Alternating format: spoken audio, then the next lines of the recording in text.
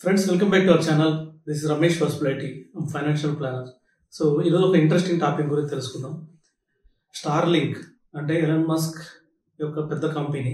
So వీళ్ళు ఏం చేస్తారంటే ఇంటర్నెట్ని శాటిలైట్ నుంచి డైరెక్ట్గా ఒక యాంటీనా ఉంటే సో యాంటీనాకి పెట్టుకొని మనం ఎక్కడైనా సీలో కానీ లేకపోతే ఎక్కడైనా రూరల్ ఏరియాస్లో కానీ లేదంటే ఫారెస్ట్లో కూడా మనం ఇంటర్నెట్ యూజ్ చేయొచ్చు. సో ఇది ఎలాన్ మస్క్ కంపెనీ స్టార్లింక్ అనేసి. వీళ్ళ శాటిలైట్స్ ఆల్మోస్ట్ 6,000 శాటిలైట్స్ ఉన్నాయండి. మొత్తం వరల్డ్ మొత్తం మీద 8,000 శాటిలైట్స్ ఉంటే వీళ్ళ 6,000 శాటిలైట్స్ ఉన్నాయి. సో వీళ్ళు ఏం చేస్తారంటే ఇంటర్నెట్ సేవల్ని సేల్ చేస్తారు యాక్చువల్గా. సో మన ఇండియాలో కూడా దీని స్పెక్ట్రమ్ జరిగింది రీసెంట్గా. కాకపోతే స్పెక్ట్రమ్ ఆక్షన్కి వెళ్లకుండా స్పెక్ట్రమ్ అడ్మినిస్ట్రేషన్ సేల్ అని చెప్పేసి, అంటే ఎవరైతే అప్లై చేస్తారో ఎవరైనా అప్లై చేయొచ్చు, దీనికి ఏమి ఆక్షన్ ఉండదు.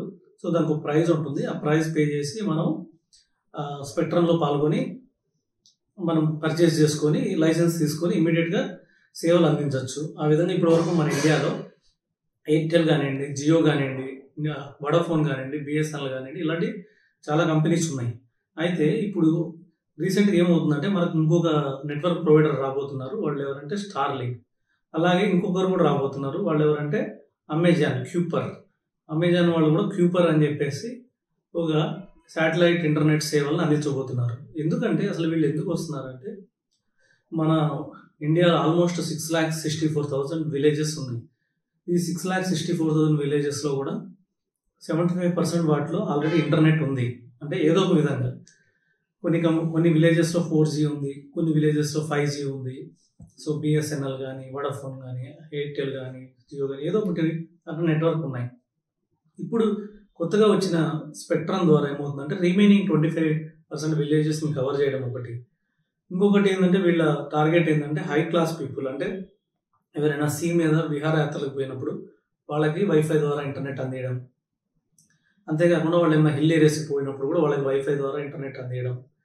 అంతేకాకుండా ఏమైనా నేషనల్ కెలామిటీస్, అంటే ఏమైనా జాతీయ విపత్తులు వచ్చినప్పుడు, మనం వైనాడులో కూడా మనం వరదలు వచ్చినప్పుడు 15 days మనకి ఇంటర్నెట్లో సేవలు ఆగిపోయింది.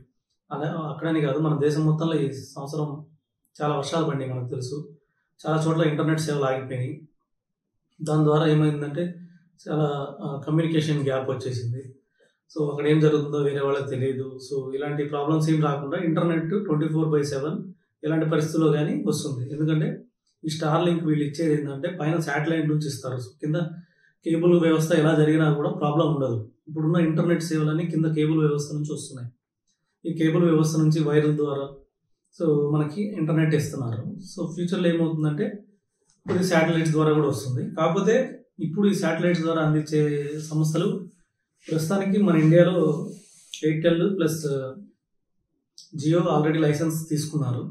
సో సేమ్ ఇదే స్పెక్ట్రమ్, సో శాటిలైట్ స్పెక్ట్రమ్ది ఎలాన్ మస్క్ కూడా అప్లై చేస్తున్నాడు.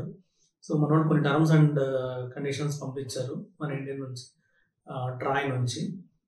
సో ట్రాయ్ ఏంటంటే మన హెడ్ యాక్చువల్గా telecom regulatory authority of India అనేసి వీళ్ళు వచ్చేసి కొన్ని రెగ్యులేషన్స్ పంపించారు. దానికి ఇంకా అంటే ట్రంప్ ఎలాన్ మస్క్ ఒప్పుకున్నాడు కానీ ఇంకా వాళ్ళు రిటర్న్ డాక్యుమెంట్ పంపలేదు.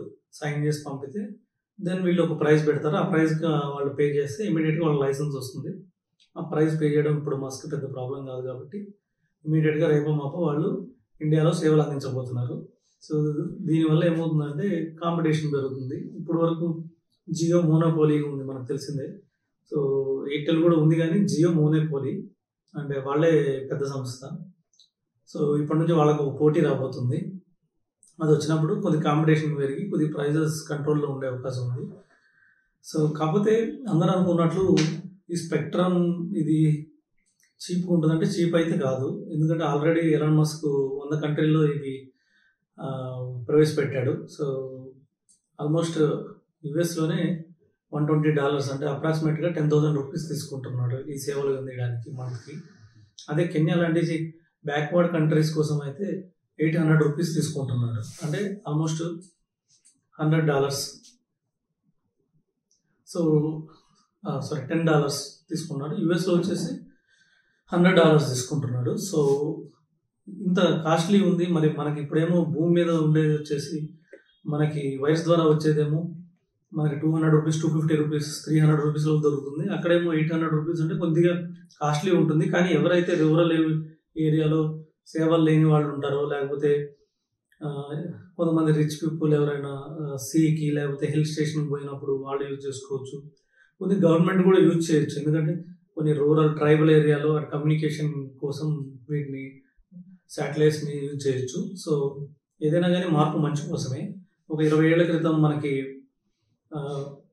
ఫేస్బుక్ అలా వచ్చినప్పుడు ఇదేంటి, ఇది ఇలా ఉంది, ఏంటి ఇలా కామెంట్స్ చేస్తున్నారు, ఫేస్బుక్లో ఫొటోస్ పెడుతున్నారు ఏంటి, సో ఇది వేస్ట్, ఇది ఉపయోగపడదు అనుకున్నారు. కానీ ఇప్పుడు అందరూ ఫేస్బుక్ వాడుతున్నారు. అలాగే 20 years బ్యాక్ గూగుల్ మ్యాప్స్ వచ్చినప్పుడు అందరూ దాని సైజ్ చూసి నవ్వారు. అసలు ఇది ఎలా మ్యాప్ ఇస్తుంది మనకి, ఇది కరెక్ట్ కాదు, యాక్యురేట్ కాదని ఇప్పుడు అందరూ గూగుల్ మ్యాప్స్ వాడుతున్నారు. అలాగే ఫ్యూచర్లో కూడా ఈ టెక్నాలజీ ముందుకు వెళ్తుంది. సో ఈ టెక్నాలజీ అనే కాదు, ఏ టెక్నాలజీ కొత్తగా వచ్చినా కానీ అది డెఫినెట్గా ముందుకు వెళ్తుంది. సో మనం ఉండే కొద్ది ఫస్ట్ దాని గురించి ఎక్కువ మనం ఆసక్తి చూపించబోయిన తర్వాత మనం అందరం దాని వినియోగదారులు అవుతాం. సో దీని గురించి మీకు ఇన్ఫర్మేషన్ ఇవ్వడం కోసం ఈ శాటిలైట్ ఇంటర్నెట్ గురించి మీకు ఈరోజు ఈ వీడియోలో అందించాం. ఇంకా మీకు ఎక్కువ ఇన్ఫర్మేషన్ కావాలంటే మన ఛానల్ సబ్స్క్రైబ్ చేసుకోండి. ఫ్యూచర్లో ఇంకా మంచి వీడియోస్ ఇస్తాం.